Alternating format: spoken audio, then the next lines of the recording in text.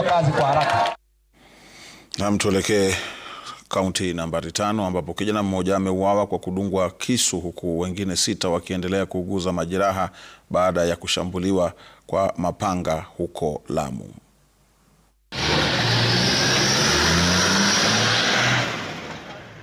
Uhalifu wa vijana kushambuliana kwa mapanga na visu umeendelea kushuhudiwa Lamu. Katika juma hili pekee, hospitali ya rufaa ya King Fahad iliyopo kisiwa cha Amu imepokea vijana 6 wanaoguza majeraha ya mapanga.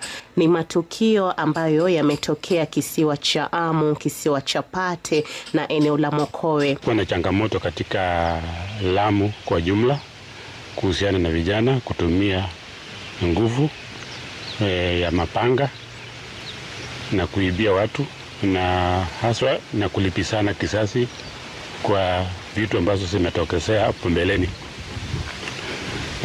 Kufikia sasa tumepata kuona watu ambao wameumia kupitia kwa hizo visa ya mapanga, ama kuna wawili wamewawa.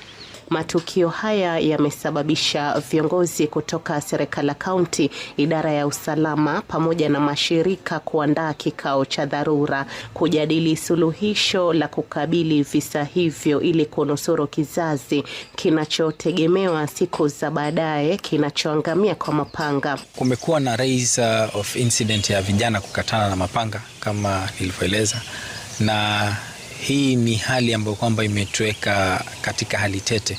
Kwa wale wanaofanya vitu kama hivi tumeona ni vijana wadogo na ni kizazi ambacho kwamba tunaona kinaangamia.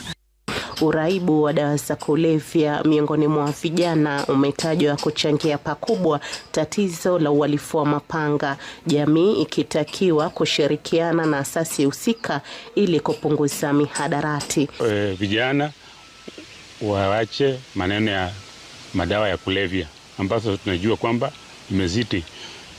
Kulingana na statistics ambazo tuko nazo ni kwamba kuna vijana 43 ambao tumeshika na tumewapeleka kotini kuhusiana na madawa ya kulevya, na haswa jamii wahusike katika kupambana na hii madawa ya kulevya, sababu ni vijana wao ndio wanaharibika, ndio wanakosa kuandikwa kazi sababu ya kutumia matumizi ya madawa ya kulevya.